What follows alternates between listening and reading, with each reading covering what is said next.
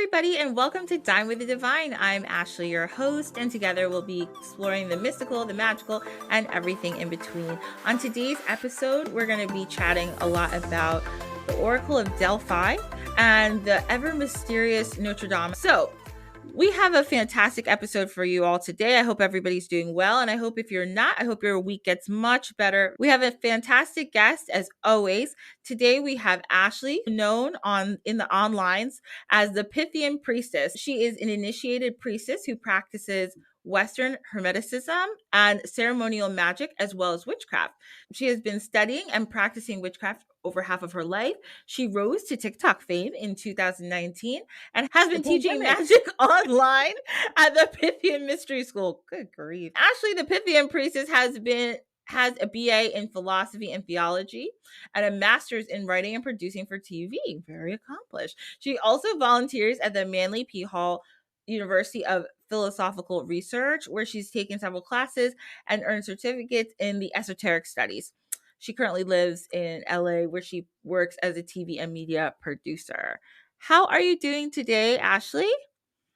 Hey, it's great to be here. I love that both of our names are Ashley. It's such a popular like 90s name. I know, very late 80s, early 90s, we're all Ashleys. I always think of like Recess, if you ever watched Recess. Totally, absolutely. Yeah, The all the Ashleys. Ashleys. Yeah. Love it. Well, thank you so much for being here. I'm so excited to chit chat with you. So, as I usually ask everybody, how did your journey into mysticism and Hermeticism, and how did all of that start for you? It started when I was really young. I Mhm. was 4 years old. So, to understand my upbringing, I grew up in a very strict Roman Catholic household. Mhm. And two of my great aunts, who were my babysitters when I was young, were Mhm. Benedictine nuns. Oh, wow. And yep. So I remember when I was 4 years old, they asked me if I wanted to marry Jesus and become a nun.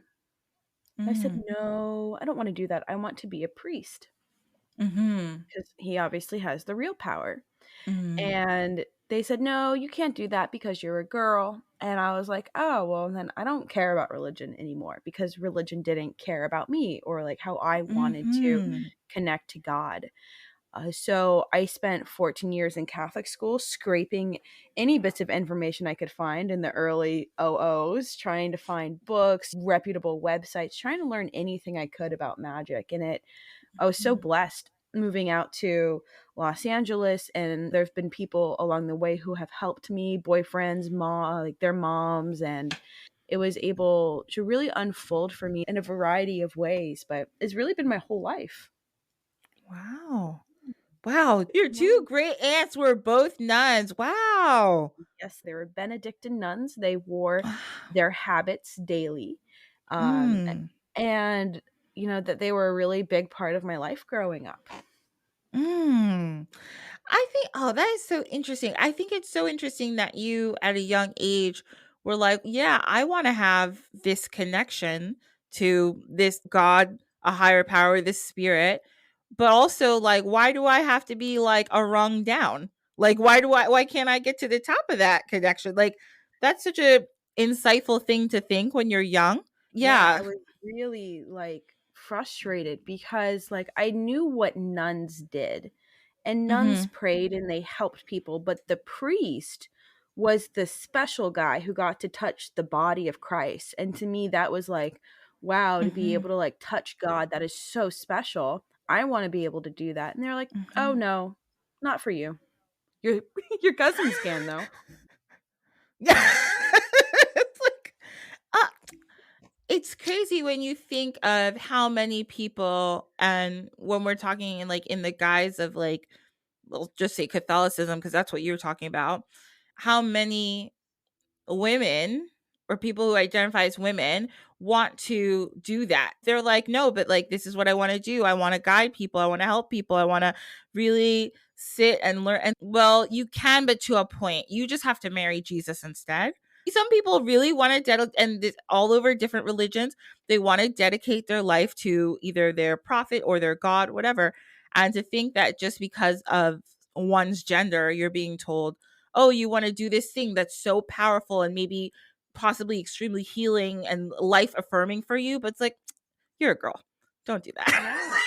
Yeah, it was really frustrating, like, I felt very rejected, and that's how I Hmm. felt for the majority of my life. I was very much an outsider, and even within my own family, I didn't really fit Hmm. in, and so I think that's really what set me on that quest, the seeker's quest of understanding what is the meaning of life. If I am not being surrounded with love and attention from my family, and I feel like I'm being ridiculed all the time, then who will accept me?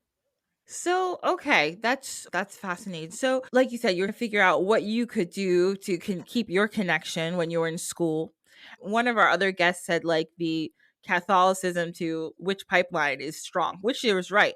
Because we Yeah, have a for lot sure. we really, we have a lot of guests who they're all like, I grew up in a Roman Catholic family. It's always Roman Catholicism. I find I always say it's the most magical Christianity that you can do. And I think it really does set people on a path. That's another conversation for another day. But so you went from that to then finding like Hermeticism and ceremonial magic. And did you, when you started, like, because these are like big topics, we talked a little bit about hermeticism in an episode a while ago, but it's like a big thing. Ceremonial magic is like a big topic, and we'll talk about it one day. But how did you go, like, what was your journey like finding that, like finding like witchcraft and then being like, I want to do all this and like research all these things and go to school and learn more about this, like what was that like for you?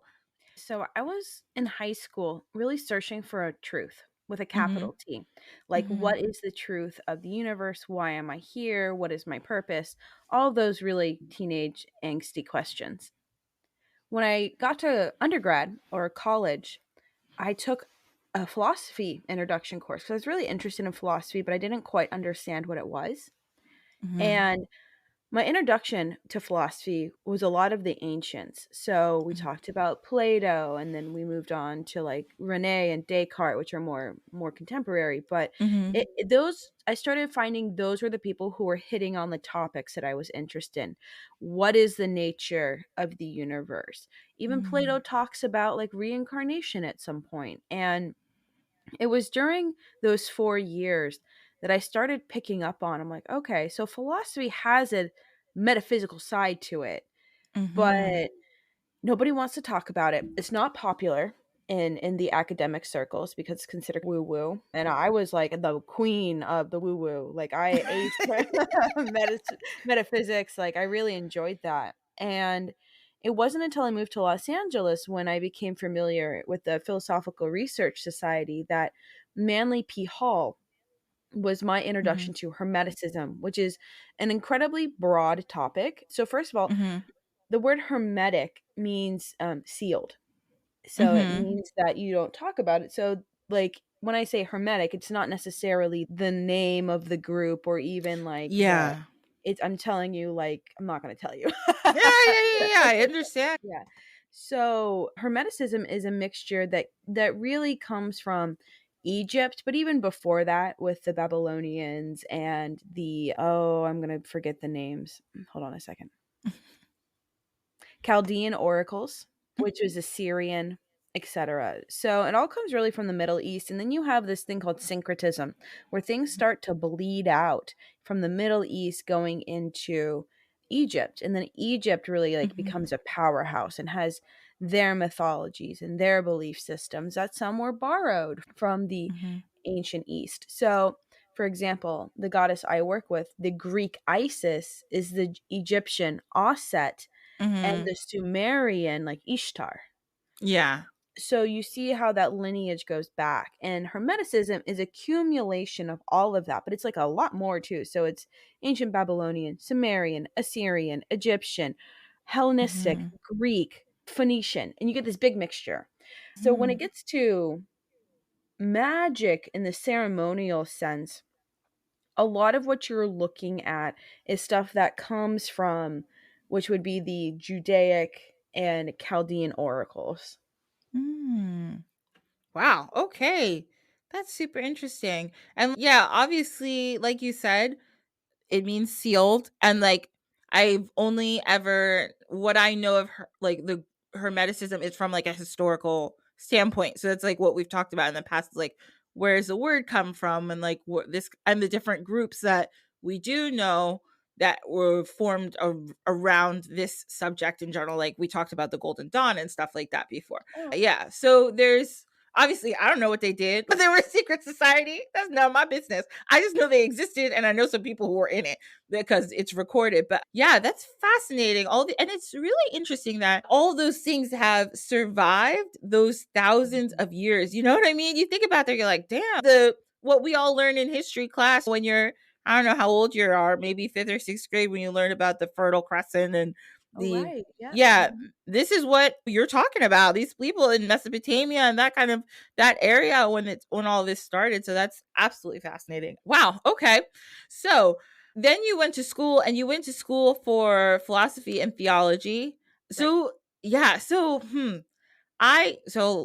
in my other life, I always say I used to really want to go to school for theology. That's like my thing. I Mm. love theology so much. But people every time, it's so funny when you tell people that, they're like, "Oh, so you want to be like a pastor?" And I'm like, "No, I don't." I just like to learn about religion and mythology. I don't want to be a pastor. I just like to talk about it. So that's why I have a podcast now. But did you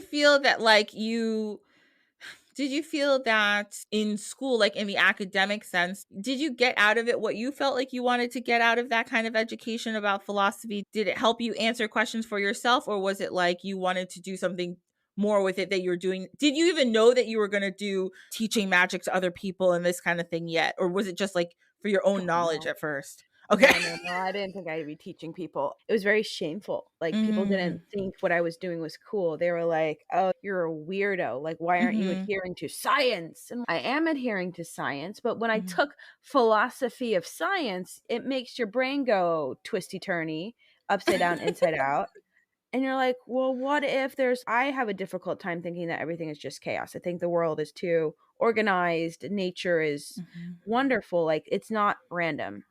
So mhm, in theology, and I did not take a lot of Christian courses. I was mhm, required to take 9 credits, which was 3 classes, but the rest of them, the other 23 credits were all other religions. So I took like mhm. world religion, I took philosophy of religion, I took Taoism because I was very interested in Taoism. And then I did take New Testament and Old Testament. Did I do fantastic in those classes? No, but I know them, I understand them. Yeah. Um, and so I think it all depends on your school and what they're teaching you. But for us specifically at my college, Flagler, it was about balancing both the philosophical side and the religion aspect of it. So I'm very Mhm. grateful for my teachings that I was given, and they definitely opened up my mind. Oh, wonderful. Okay. Woo. So now we know a lot about Ashley. So we're going to talk a little bit now about our dish of the week.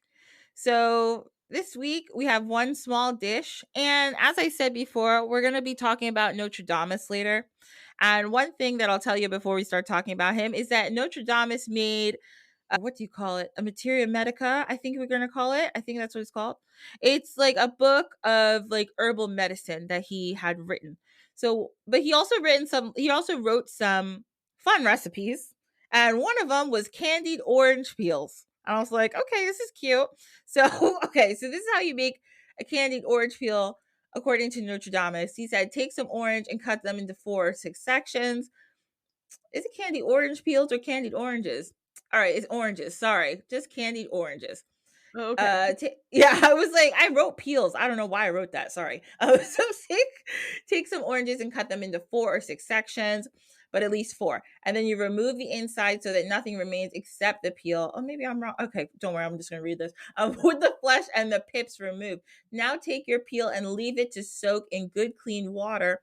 And on the first occasion, you add a fistful of salt because the salt will take away any bitterness from the oranges. Then you leave the peel to stand for 24 hours. Then you change the water and replace it with fresh water. And then you carry on changing it and replacing it for 9 days.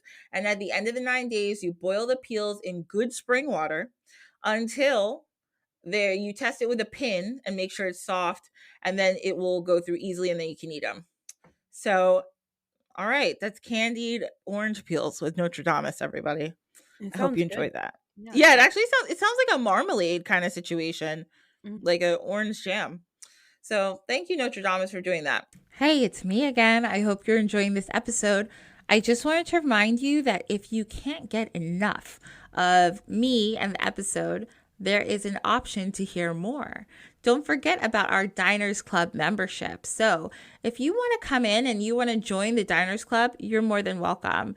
We have 3 different levels. We have our first level where you can be a devotee of the morning meal, where you get into our Discord chat, our book club, you get a bonus episode, and you get to submit questions to me about anything, honestly. And then we have our Mystics of Brunching level, which is our $7 level, where you get everything you get on the devotee level, but you also get a sticker and a postcard from moi. And you get a one-time shout out where you get to tell me what your favorite folktale or story is. Oh my God, how exciting. And then we also have our Saints of the Sacred Supper level, our $10 level, where you get your episodes a day early, you get an enamel pin, and you get 15% off all merch. So if you can't wait to hear more from me, you can't wait to hear more stories, more facts, more historical subjects, please come on. We welcome everybody. We have a good time. And it's all about relaxing and chilling, right? That's what we're doing. That's what we're doing in the Diners Club. So I hope to see you there soon and enjoy the rest of the show. Okay, so now we're going to go on to our tea time section. Tea time is when we learn a little something. So since we're here today with the Pythian Priestess, I was like, that word Pythian, I've heard it before. I don't remember what it is. So I said, let me go down my rabbit hole, and I did. So here we are. So the Pythia was the name of the high priestess who was the highest priestess of the temple of Apollo at Delphi. You might know this as the Oracle of Delphi. She was the Oracle at Delphi. And so the name Pythia actually is derived from Pytho, which is a myth of the original name of Delphi, literally the town of Delphi. So I'm going to say this word wrong, everybody. Don't get mad. Etymologically, I tried. Hopefully I got it. Pythian, Python. Oh my God. I'm sorry, everybody. I'm recording this after work. I'm a little sleepy. I can't read. I'm going to repeat that because I'm going to edit some of that out. So Pythian, which means to rot, which refers to the sickly sweet smell of the decomposing body of the monstrous python after it was slain by Apollo. So there's a lot of lore around exactly how all this started, but the records of it start at the end of the 7th century BC, and they continue. The Pythian priestess was continued to be consulted until about the late 4th century AD. So during this time, so there was a lot of different oracles in different towns around Greece. This wasn't just the only one, but the oracle at Delphi was the most prestigious and authoritative oracle. So yeah, she was like the creme de la creme of oracles. So if you really needed to figure out what the hell was going on, you went to, and they were the person who was the priestess at the time. Sometimes there were 3. I'll get into that in a second. But the person who was the priestess at the time was considered among Greeks and among the quote unquote classical world to be one of the most powerful women in the world. Yeah. She was a boss. I hate using boss babe. We're not saying that anymore. But like she was a boss. Let's just say that. Yeah, she was. She really was. Yeah. She was so powerful for being a woman in a time where women didn't have a lot of power. Yes, absolutely. People came from, and we'll talk about the process. People came from far and wide to see this lady just to hear what she had to say. And actually, I thought this was interesting. The Oracle of Delphi is one of the best documented religious institutions of the classical Greeks. So I know, isn't that cool? yeah, isn't that crazy? Like, you think you know so much about Greek mythology, and we read about it and we talk about it, but I didn't realize that it was one of the most documented religious institutions. This is what they talked about all the time. And there were multiple, think of all the famous philosophical guys from Greece, Plato, Socrates, all them dudes. They pretty much almost all of them talked about the Sure oracle. did. Yep. Yeah. She was in plays, she was in philosophical texts, historical Yes. records. She was all over the place. Everywhere. Everybody loved talking about her because it was a big ass deal. So, nevertheless, details of how the Pythia operated were scarce and missing again, but it makes me think of what you said before, Ashley, about like Hermeticism. It was a secret. Like you're not Mhm. supposed to know everything. Like that's the point. It's the occult. It's mysterious. It's Yeah. so everyone's like, well, we don't know. Yeah, go ahead. Yeah, I can tell you a little bit about her process. Yeah, I go don't ahead. know a whole lot, but Mm-hmm. from what I understand is that she only worked 9 days a year, and it Mm-hmm. was the 7th day after the full moon. So the first Sunday Yes. after the full moon, and the first thing she would do is she would wake up and then go down to the Castilian spring underneath the temple where she would do her ritualistic cleansing. And then there were a lot of offerings and sacrifices made. The first one is laurel and barley meal. Mm-hmm. Then the people would start lining up even before dawn, and it was into 3 different sections. There were for the people who were like reserved members of this special alliance of the 12 city states. The second was for locals. That was my cat. Hey That's now. fine. No problem. Yep. And the third was for foreigners. Mm-hmm. So, before this anything even got started, the priests who worked there would sacrifice a goat and they would observe the animal before and during its death and relay that to the priestess. And depending on what happened, we're not really sure. She would say, "Yay, I will do prophecies today," or "No, it is a bad day to prophesize." So Mm-hmm. that's already cool. So if you got there and you were waiting for like 5 hours and she said no, you'd have to wait a whole month before you could go back, Yeah. which Like, sucks because that's a it lot of money. sucks.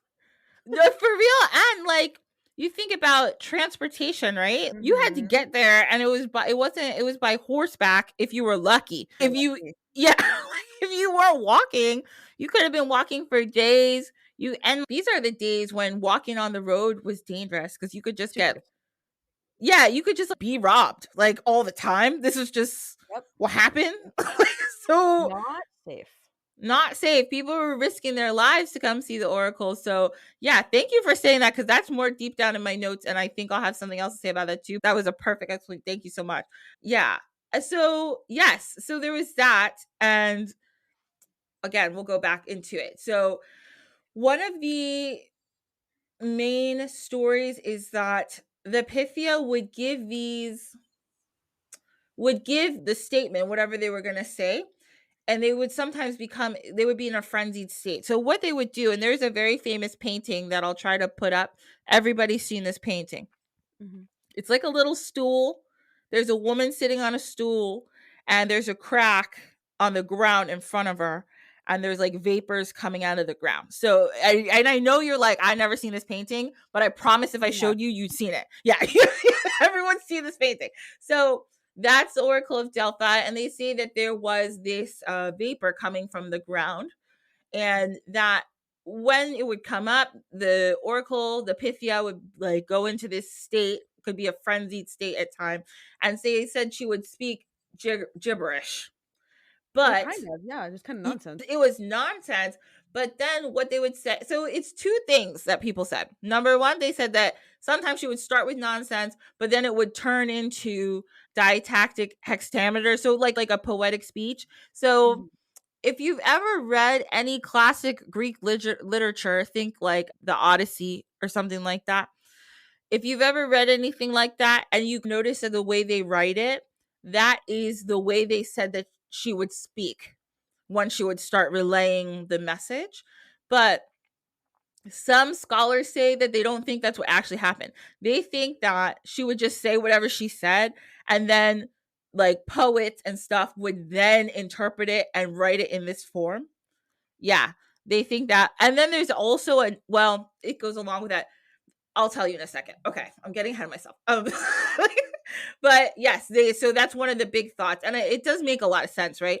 If this person is in like a static state, how are they speaking in perfect diatactic hexameters? Like, come on. Like, I don't know. Maybe it could be, but riddles make sense. A lot of people speak in riddles when they're spiritually in that space, but I don't know. Let's see. Let's keep reading. Let's keep talking about it. So, They say that even though they think, sorry, this is another history thing. They think the Oracle of Delphi may have even been present in some form since actually 1400 BCE, in the middle of like the Mycenaean Greek period, because there's evidence that, yeah, there's evidence that the shrine that they had her in was actually maybe a shrine dedicated to Gaia before Apollo. Right. I do Yeah. remember reading that. Yes. So they think that might have what happened. So now another thing is, okay, this is another myth that we don't know if it's completely true, but they talk about how did it happen? Like how did they come to be there? So I'm going to read this directly from, is this what I wanted to read? No, it's not what I wanted to read. But anyway, let's keep talking. Scratch that. So there, okay, this is what I want to read. So there's a lot of stories about the origins of the Delphic oracle. One of the explanations talks about there was this goat herder, and his name was Quartus. So Quartus one day was herding his goats, chilling, and then one of his goats fell into a crack in the earth and started acting funny. So Quartus went to like see what's going on, and he like went near this chasm in the earth, and all of a sudden he said he was filled with divine presence and the ability to see outside of the present into the past and the future. So he was so excited, he went to go tell the people nearby the village, and many people started going there, and they were experiencing these trances and convulsions, and they said some of them actually disappeared because they just ran off in these frenzied states. And they all started going up there, and they all started experiencing these trances, to the point where one of them would, well, not one of them, a couple of them would like run into the woods and they wouldn't be able to find them because they'd be so like overcome. So they then erected a shrine there, and people started worshiping there. And this was about like 1600 BCE. And then after a whole, I don't get this part, but okay. After a whole bunch of dudes died there, they were like, you know what? We're just going to have one young lady go there, and she'll be Oh, the one. yeah. Yeah. Yeah, it's really interesting, like, and it like, the woman wasn't so for a while, some people think it was a young, like, virgin maiden girl, but later, it definitely wasn't, like, this woman was in her 50s, like, her 40s and Yes. 50s, and she would wear maiden's clothes, and essentially, and be like, "All right, you are now the priestess. Leave your family, leave your kids, leave your Yes. husband. Goodbye." I mean, okay. I'm I okay with know. that. Yes, they ran into her and they were like, I was just talking about this the other day with my coworkers, like, hide your kids, hide your wife. They literally told her to do that. Yeah, and it's actually, and again, that's another thing I'm going to talk about in a second because I have to find my notes, but there's a reason that they say they think it changed. So, yeah, so since the first operation, so the first Oracle of Delphi, they believed that there was a god that lived inside the holy plant of within a laurel, which is like the Right, holy that plant. because she Yes. holds that all the time. Mhm. Exactly. And they believe that was what gave the oracle like the future when they were rustling the leaves. And also it was said that the art of divination had been taught by the god of the three-winged sisters of Parnassus, the Mhm. Thriae, at the time when Apollo was grazing his cattle there in this area. So they used to have a kill Ron Mantian, an oracle that was by lots in that area. And in the past, it was possible that was the first oracle of Delphi that they used lots. Okay, cool. Yeah. So there was sometimes there was okay before the Oracle of Delphi was like the hottest one on the ticket. There was three. So there was Mm. three oracles, yeah, and the one was called the Chthonian, and they used egkomisi, which was a procedure that involved sleeping in a holy place so that they could have like a dream. And then, Cool. yeah, which is pretty cool. And then there was the other one that we talked about, drawing lots. And then there was finally the Apollonian, which was the laurel one. So then, since the introduction of the cult of Dionysus at Delphi, so Dionysus is the god of like wine and orgies, then they gave the Delphic god, who was now Dionysus and Apollo, they gave the oracles now to the Pythia, and then everybody was into that. So Dionysus was pretty cool, and everybody's like, actually, we really like Dionysus, and we think he's probably accurate. So we're going to go with Dionysus and Apollo. Now, just like Ashley had said before, they believe that in the beginning, the Pythia was a virgin and a young girl. But then they said there was Maybe some this. essay happening. Yes, there was some dude who came and did some bad shit, and they were like, oh, we'll do again. Patriarchy. They're like, we're not just gonna get mad about this, but what we'll do is just switch it. So now we'll just put an old lady there. Not old. I don't mean you're old if you're in your 50s. I'm just saying. They're like, we're gonna put someone who's a little older. Then maybe they guess they won't get kidnapped or assaulted. I don't know. So, like Ashley had said before, again, they wore the clothes that a young woman would wear to resemble a young maiden girl. And then, as according to tradition, Phemone was the daughter of Apollo, and Phemone was apparently the first Pythia. So, one, and again, I'm just repeating some things Ashley said, but they don't really know exactly how the Pythia was chosen. They think that maybe the other priestesses, they think there was almost like a pope vote. If anybody knows how the popes vote, they just all get together like, who's the nicest one? Or who's like the best one to carry on the Catholic Church name or whatever. Not necessarily the nicest, I shouldn't say that, but it's like a vote. They think that might have been how it was. And they were picked, obviously, when the predecessor died.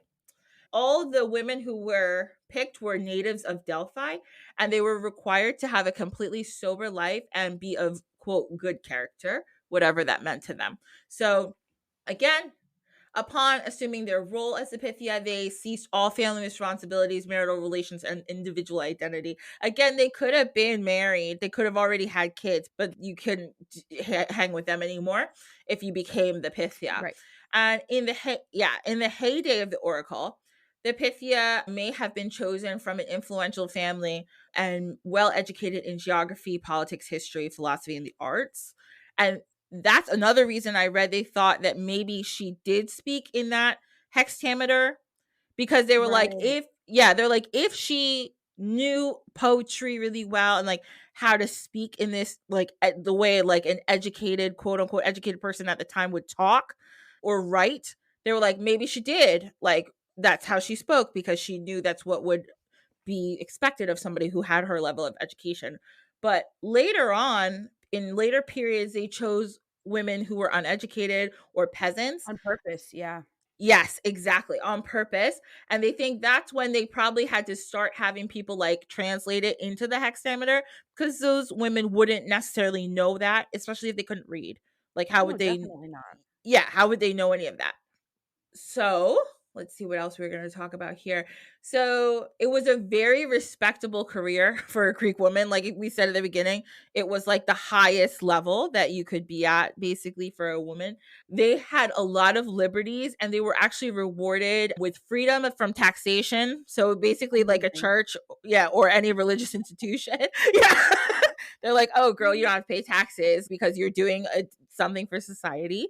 I know, Um, that's nice. isn't Like it? I that. know.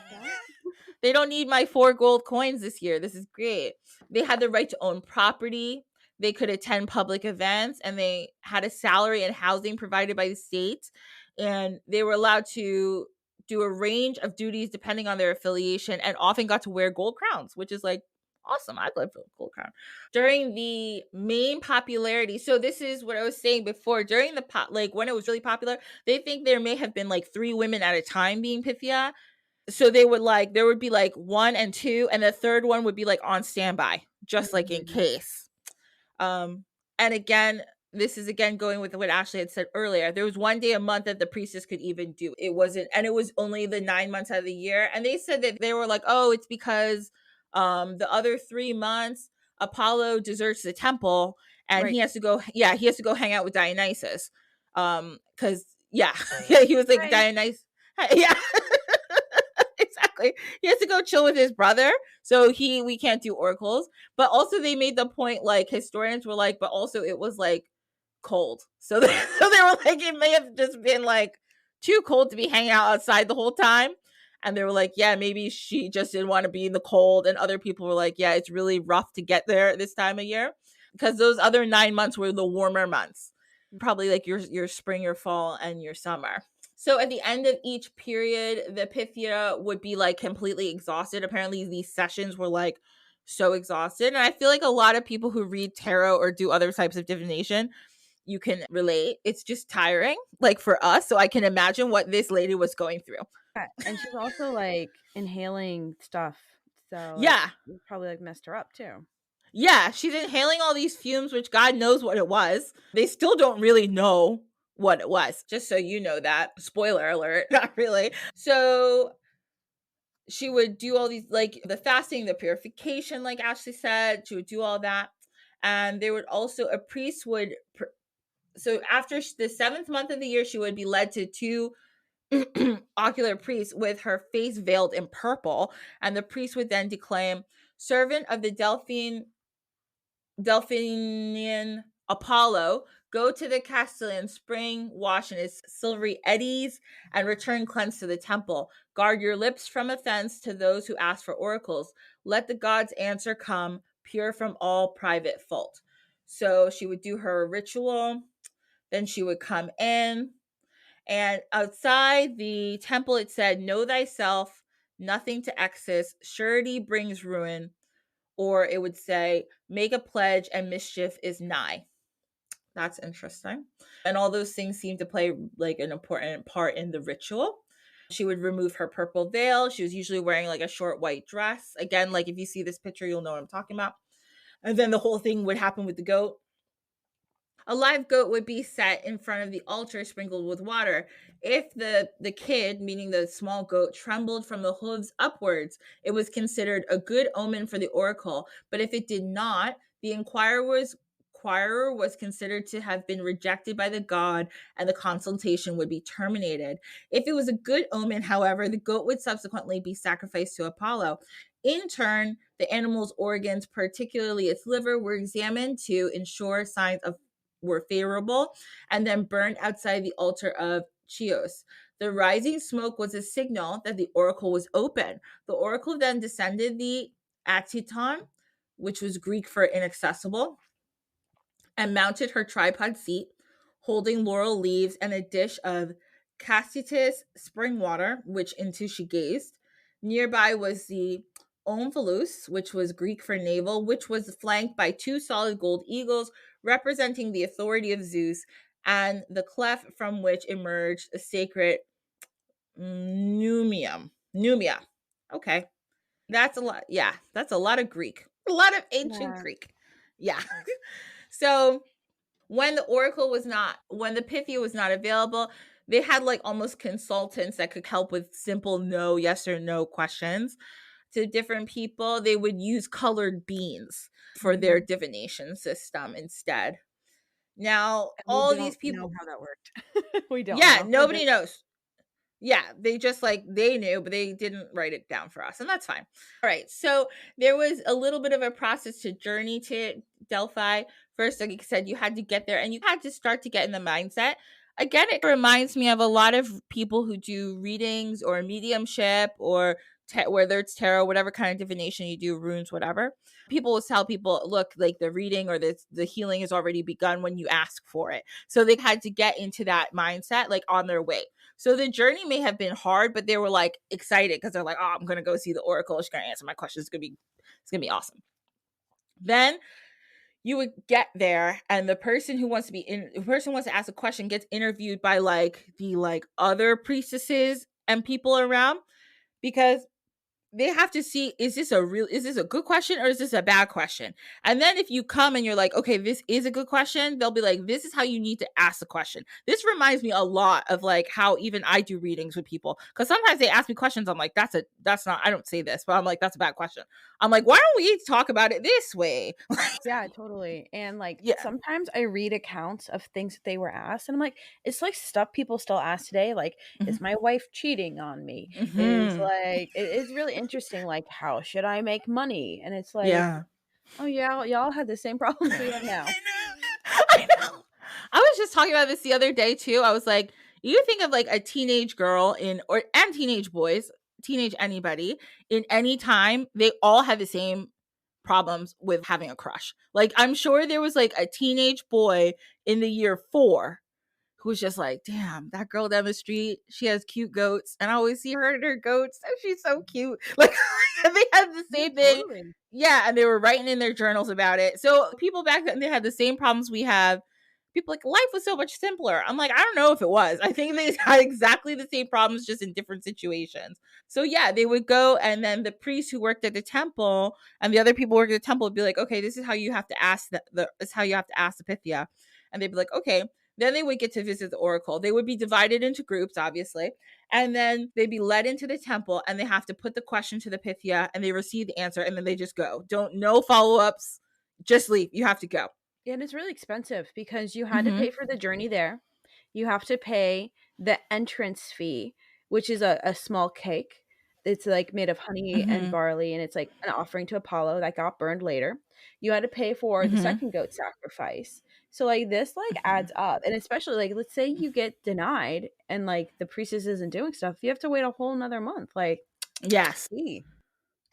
Exactly. You had to save up for this. And then, like, God forbid she was like, actually, the goat's innard said not today. You're like, damn, that's crazy. So then the person would return home, and usually they would implement whatever the Pythia told them. And they would be, a lot of the time, they would see this guidance come through in their lives, obviously.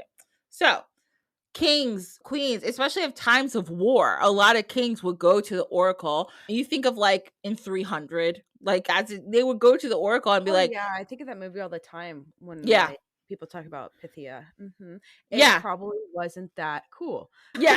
Probably, Yeah. exactly. I'm sure it was way more boring, but it was Special. cool. Yeah, exactly. They went there though to always consult before they went, and a lot of kings before making any decisions would make sure they consulted the oracle. So they tried to figure out, and they're still honestly trying to figure out what she was inhaling. They had a couple theories about, I think it's ethylene gas, and they said actually probably not. And then some of them say, well, it was so long ago, and it was a gas, so it just disappeared into the air. We don't know what it was.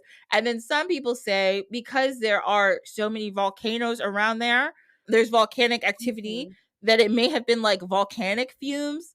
They don't know for sure, but they know that now there's no fumes coming out of that place anymore. Parts of ruins of the temple still stand, so they know where it was, but there's no evidence there anymore of gases. So it's lost to history. Yeah. But I like to think that it was something cool. Hopefully it wasn't hurting the Pythia, but it probably was. It was like probably a toxic gas. Yeah, it was probably a toxic gas. But I like to think that she was just there spitting divination all day and like having a good time doing it. So that is what the Pythia is, and that's a little bit more now you know about the Oracle Delphi. Okay, so now we're on to our last section, our story time. Today's story time's nice and short because we talked a lot about the Pythia. So let's just talk about somebody I've always wondered a lot about, because I was like, okay, we're having Ashley on. She knows a lot about like this like Western Hermeticism, and I was like, what are some people who are really involved in this kind of thought process? And I was like, hey, Nostradamus is on this list. So I was like, let me hear the real story about Nostradamus. So here's Nostradamus's origin story. So he was born either the 14th or the 21st of December in 1503 in Saint Remy de Provence, France.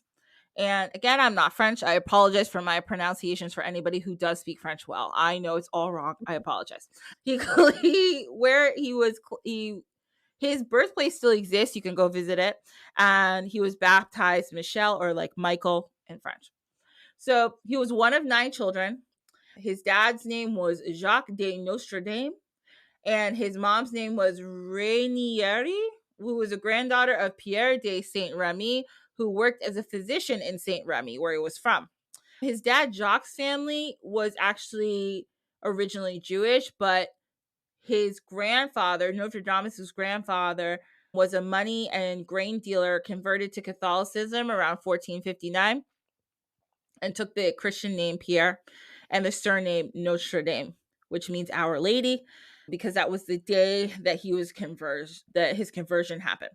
So when Nostradamus was 14, he entered the University of Avignon to study for his bachelor's degree.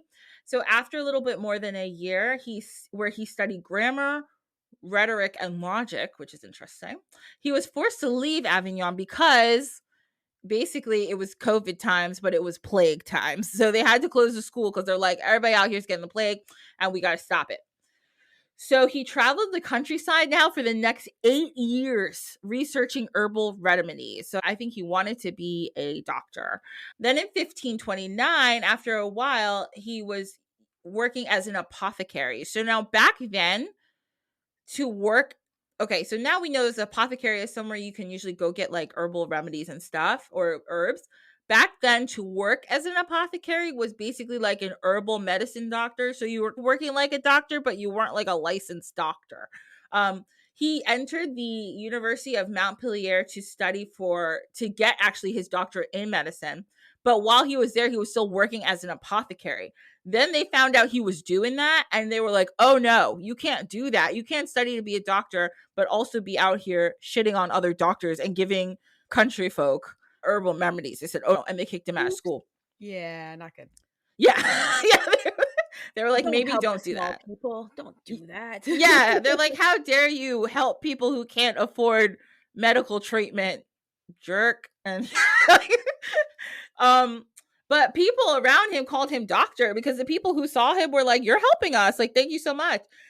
And so he got kicked out of medical school, but he really didn't care. He just went and kept working. He was pretty popular. But he did have this thing called a rose pill, which he said helped prevent the plague. I'm not sure that it did, but that's what he said. I hope he was doing it out of pure ignorance and not just trying to make money, but I don't know. So then in 1531, he was invited to this place called Agen, which was somewhere where he could study and keep working. He married a lady. We don't know exactly who. Her name was Henriette, though, we think. And he had 2 kids. Then his wife and his children all died from the plague. Sorry, Nostradamus. That sucks. Sorry about that. Then after their deaths, he started to travel and he went through France and probably went into Italy. Then in 1545, he assisted a prominent physician at the time named Louis Seri in the fight against the plague outbreak in Marseille. And then he went to a couple different places to help them stop the plague. Now, when he went to Italy also, he moved more away from medicine and more towards like the occult and like magical stuff. So in 1550, yes, he started to be like, this is interesting. What's going on here? In 1550, he wrote a book, an almanac. And he changed his name from his name, obviously, last name was Notre Dame, and he just called himself Nostradamus, like one word, like Cher, like and Madonna. Like he's just like, I'm Nostradamus now. Yeah. So everybody bought this almanac because he was making predictions about stuff, and people are like, damn, this is so accurate. So he wrote one every year. So every year he wrote one, people were catching it up. So then they were all his almanacs apparently were supposed to contain about 6,338 different prophecies, and there was 11 annual calendars, and they all started on January 1st. But some of them sometimes started in March. We don't know why. And his main response was that the nobility and prominent people started to ask for other things. They started to ask for like horoscopes and like predictions. And he'd be like, okay. So he would start giving them. And he would, so like a lot of people go to an astrologer and the astrologer's like, tell me your birth date and if you know the time and if you know the place, and writes out their chart for them.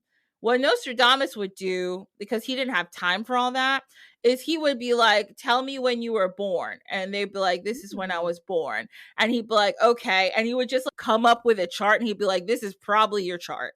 So he would just use charts of like people who may have been born that day and what their chart would look like. But then he did make some, but then when people would be like, well, I don't think this is right, he would take it back and he would fix it. So he was a good dude. Then he wrote a bunch of different books that had tons of prophecies. And the thing about his prophecies were like, I'm not going to say they were wrong, but they were super, super broad. So they could relate to like anything. There was a while ago, we talked about Mother Shipton, who was an English herbalist. and prophetess, and she would do the same thing. She had a lot of prophecies that people, it's true, they say she knew about cars. There were horses that didn't have hearts. But it's like, I don't know, that could have meant anything. Like there's that one actually is probably pretty interesting. But there's some other stuff that Yeah, like, there's things that are, like, really hit or miss. Like, when we think of yeah, Nostradamus, and we think of, like, people say he predicted the Twin Towers and all that stuff, but yeah. he did, like, he predicted the death of a certain king that was pretty accurate, and it's like, Mm-hmm. okay, when you're doing scrying and, like, you're, like, doing that prophecy work, it is hit or miss because 'cause you're looking at symbols.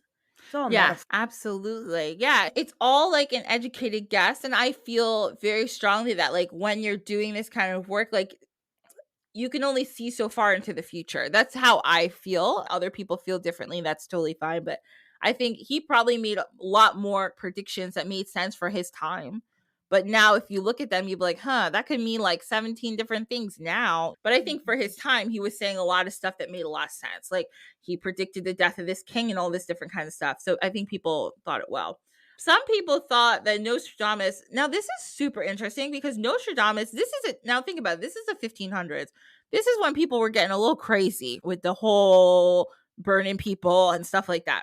But he was able to duck and dive the Catholic Church because he was like, I'm just saying, I didn't say that I worship the devil. I'm just I'm just saying that maybe this is what it is. Here I have it says some accounts of Nostradamus' life state that he was afraid of being persecuted for heresy by the Inquisition, but neither prophecy nor astrology fell in these brackets, and he would have only been in danger if he practiced magic to support them. So because he actually wasn't doing anything magical, they said it was fine. Well, in their opinion, scrying's pretty magical.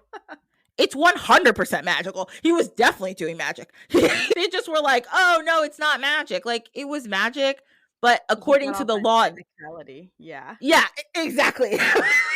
According to the law at the time, they were like, no, it's fine. So, and anytime he could just be like, I'm not doing magic. This is stuff that just comes out of my head. And they were like, okay. And he put away like all his tools in a box every time the Inquisitors came by. But he, oh, also, and at the time, he also feared that he would be beheaded. But actually, Queen Catherine, this is Catherine de' Medici, who was like a big deal at the time. She actually had him become the physician in ordinary, which I think is like the head physician to her son, King Charles the Ninth of France. So he was under protection of Catherine de' Medici. One day, if you haven't, read about Catherine de' Medici. She was a beast. She was a beast. She was cool. She wasn't playing any games. So he never showed any anti-Catholic views, so the church never really got mad at him, and he never got in trouble, which was great. One time I think he got in trouble, something to do with like taxes. I think that was it. So he was scared, but he never got in trouble, really. Then by 1566, Nostradamus had really bad gout, which ended up giving him terrible edema, which is like really bad swelling.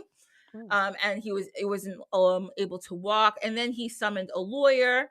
So by this time, Nostradamus had a lot of money. So he was bequeathing his property plus 3,444 crowns, which now is like $300,000. Like that's Cool. mad money. Um, Minus some of his debts. He didn't have that much debt. And he gave it to his wife at the time. He remarried and their sons. And on the evening of July 1st, he apparently told his secretary, he said, you'll not find me alive at sunrise. And then the next morning, he was found dead. He was buried in a Franciscan chapel in Ceylon. Hmm. And it was apparently messed up during the French Revolution, but then they reinterred him. And he is still there at the Collège de Saint Laurent. That's If you pretty ever cool. want to, yeah, if you ever want to go visit Notre Dame's grave, you still can. So that's the story of Notre Dame. If you didn't know, now you know. Yeah, he made a lot of predictions, and there was a bunch of. They think what I read was something like they only have. He wrote 100 books, like these little books of predictions, but they only have like 25 of them. I think like Hmm. 75 of them were like gone. Like they can't find them anywhere. So maybe they're in the catacombs. I'm so afraid of the catacombs, but we'll talk about that another time. Yeah, so that's the story. And that brings us to the end of our show. Ashley, it's been an absolute pleasure. Thank you so much for being here. It was a pleasure to talk and work with you as well, Ashley. Yeah, this has been great. So, Ashley, let us know. Just tell everybody where they can find you on the internet if they want to check out the Pythian Priestess School or your website and all that kind of stuff. Yeah, totally. So you can find me across all the socials as Pythian, that's Pythian, Priestess. And you can check out my app if you type in Pythian Mystery School. You can get 6 hours of free classes simply by making an account. Oh, that's pretty good. Okay. Okay, so now you guys know where you can find Ashley, and this has been great. So, once again, thank you all for coming for the week. Thank you for coming to the chat. This is Dine with the Divine. This is the name of the podcast, if you didn't know. I'm on Instagram, Threads, we're on YouTube, Facebook. And if you really enjoy the show, you know what to do. I really appreciate it. If you give me a good rating, 5 stars is preferable, but whatever you say it with your chest. Yes, I got that from another podcast. Sorry, thank you, shits and gigs. And if you have any suggestions or questions, comments, feel free to email me at dinetheDivinePod@gmail.com. Also, check out our Diners Club membership program. And if you want to follow me, Ashley, I'm Sankofa HS. That's SANKOFAHS, and Sankofa Healing Sanctuary on Facebook, Threads, and every place usually that you want to find me. So thank you so much. I hope you guys all have a wonderful week. I'll see you next week, and bye.